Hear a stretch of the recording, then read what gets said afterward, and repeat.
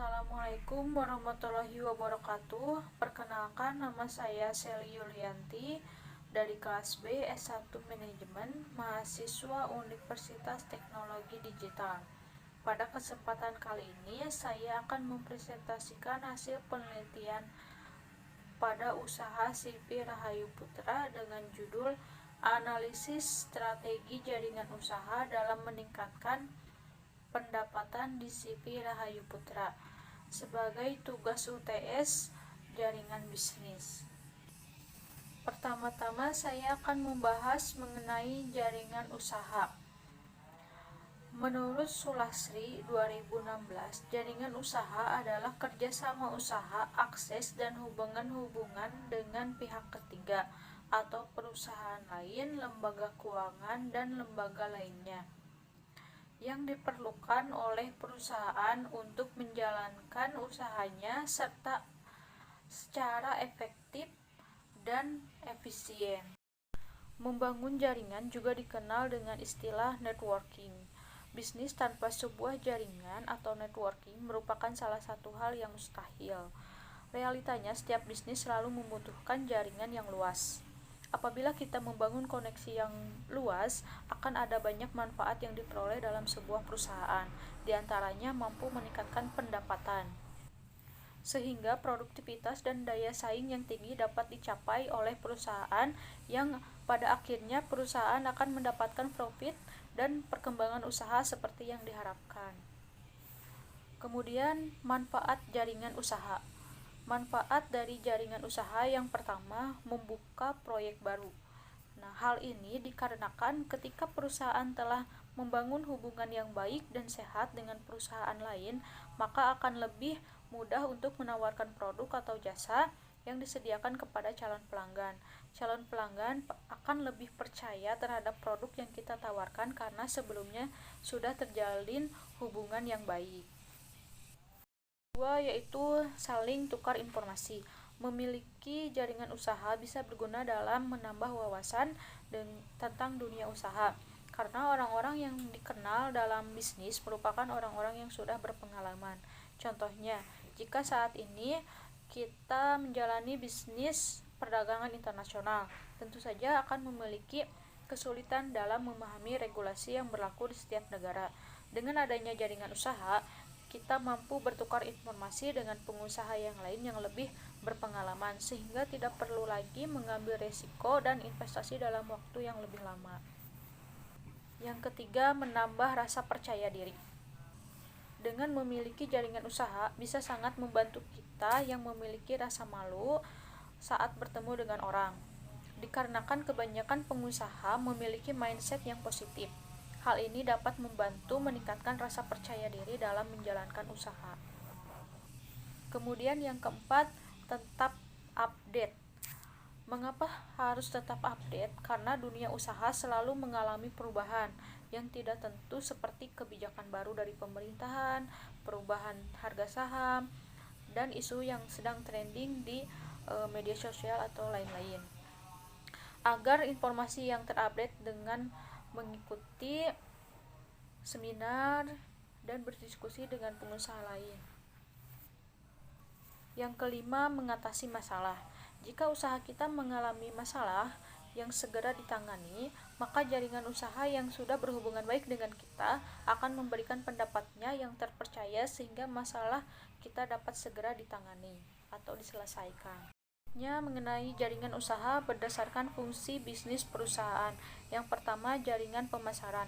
Untuk keberhasilan dalam pemasaran produk perlu memiliki jaringan pemasaran yang handal, yang selalu siap menyerap produk dan layanan usaha dengan volume, harga, dan waktu yang tepat. Yang kedua, pola kemitraan subkontrak. Dalam hal kemitraan subkontrak, kita dapat memberikan bantuan berupa berkesempatan mengerjakan sebagian produksi atau memperoleh bahan baku. Yang ketiga, pola kemitraan perdagangan umum. Pelaksanaan kemitraan dengan pola kemitraan perdagangan umum dapat dilakukan dalam bentuk kerjasama, pemasaran, menyediakan lokasi usaha, atau penerimaan pasokan. Yang keempat, pola kemitraan waralaba.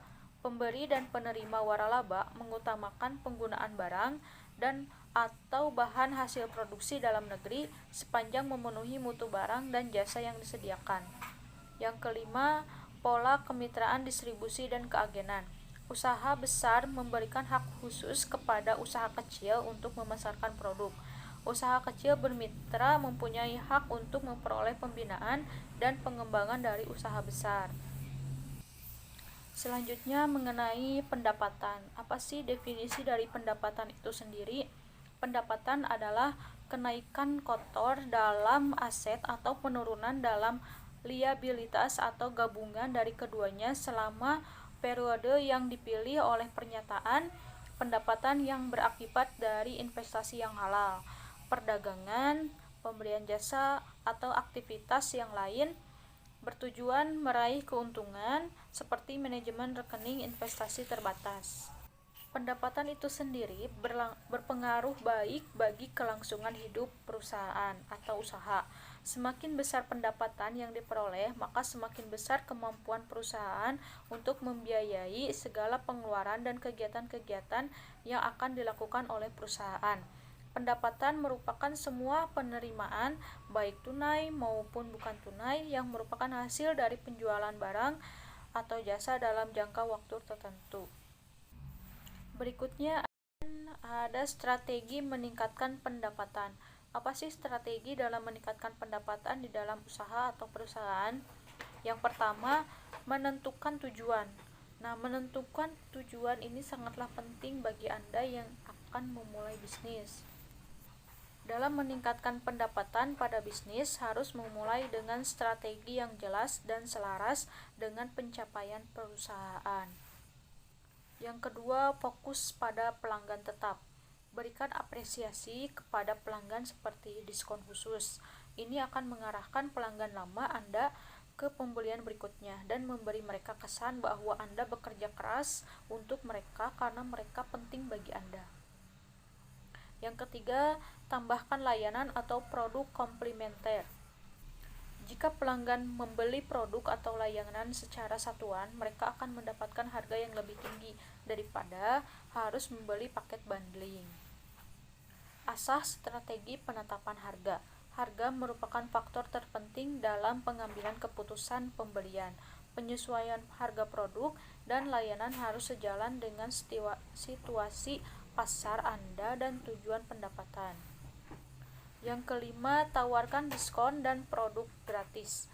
Strategi pemberian produk gratis juga bisa Anda berikan untuk paket pembelian tertentu. Yang keenam, gunakan teknik pemasaran yang efektif. Untuk meningkatkan penjualan dan pendapatan ialah melalui pemasaran, analisis data tentang pembelian pelanggan, dan preferensi produk. Yang ketujuh, berikan insentif pada tenaga penjual. Hal ini dapat dilakukan dengan memperkenalkan jaminan insentif pada setiap penjualan yang mencakup semua produk dan layanan dalam bisnis, dan menyampaikan rasa urgensi kepada mitra penjualan dan tenaga penjual Anda. Yang kedelapan, gunakan decoy effect. Istilah decoy effect memang tidak populer di kalangan masyarakat awam. Decoy effect adalah teknik psikologi yang berkaitan erat dengan dunia pemasaran. Efek tersebut akan membuat orang memilih produk yang harganya paling mahal. Selanjutnya saya akan menjelaskan mengenai profil Sipi Rahayu Putra. Sipi Rahayu Putra adalah salah satu usaha di bidang perdagangan sebagai pemasok material konstruksi dan bangunan sebagai solusi kebutuhan pembangunan yang berkelanjutan. Sipi Rahayu Putra ini sebagai usaha atau bisnis tambang yang melalui jaringan usaha untuk memasarkan produknya, karena produk yang diperoleh dalam bisnis tersebut berupa batu kerikil, pasir, dan lain-lain. Sipi Rahayu Putra terletak di Kampung Legokloa RT 3 RW 8 Desa Langonsari. Didirikan oleh Haji Ayi Yamin selaku direktur pada tahun 2005. Sipi Rahayu Putra mendirikan bisnis tersebut dengan modal awal 500 juta, yaitu dengan membeli gunung batu yang berada di Jalan Sukamelang. Karena bisnis ini merupakan bisnis tambang, sehingga bisnis yang dikeluarkan melalui modal yang sangat besar. CV Rahayu Putra saat ini sudah memiliki 10 mobil truk yang beroperasi untuk mengirim barang ke konsumen yang berada di Jawa Barat. CV Rahayu Putra memfokuskan dalam memperbanyak jaringan usaha untuk memudahkan proses pemasarannya. Bisnis yang dijalankannya berupa tambang yang dikirim ke berbagai daerah di Jawa Barat, contohnya Tasikmalaya, Ciamis, Garut, dan Subang. Berikut struktur organisasi pada CV Rahayu Putra. Yang pertama ada ownernya. Ownernya itu sendiri adalah Haji Ayi Yamin sebagai direktur pada CV Rahayu Putra. Nah, di bawahnya ada sekretaris dan keuangan beserta operator atau supir. Operator di sini yang mengendalikan mesin-mesin yang mengolah pasir atau batu kerikil. Nah, supir tersebut adalah supir untuk mengirim barang ke konsumen di berbagai daerah di Jawa Barat. CV Rahayu Putra telah bekerja sama dengan berbagai mitra bangunan dalam menyuplai tambangnya seperti batu kerikil, pasir, dan lain-lain dalam mempertahankan jaringan usaha, yaitu dengan cara menerapkan sistem persaudaraan dan menjaga kepercayaan pelanggan terhadap layanan yang diberikan.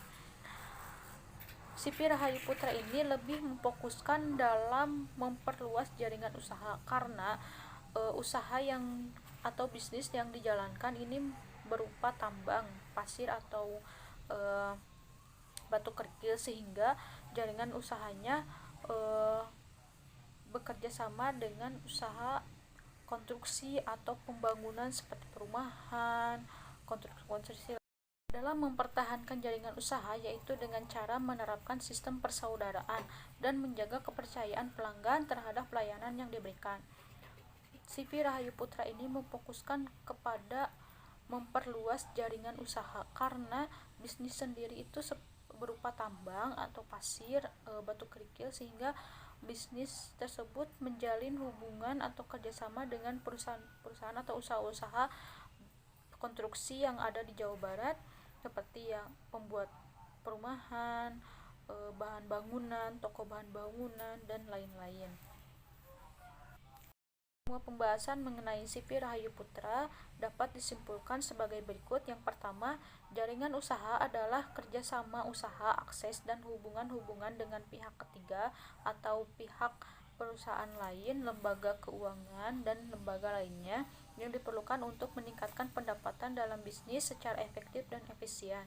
Yang kedua, dengan menjalin hubungan jaringan usaha secara otomatis dapat meningkatkan pendapatan. Cara lain dalam meningkatkan pendapatan dengan menyusun strategi pemasaran yang baik.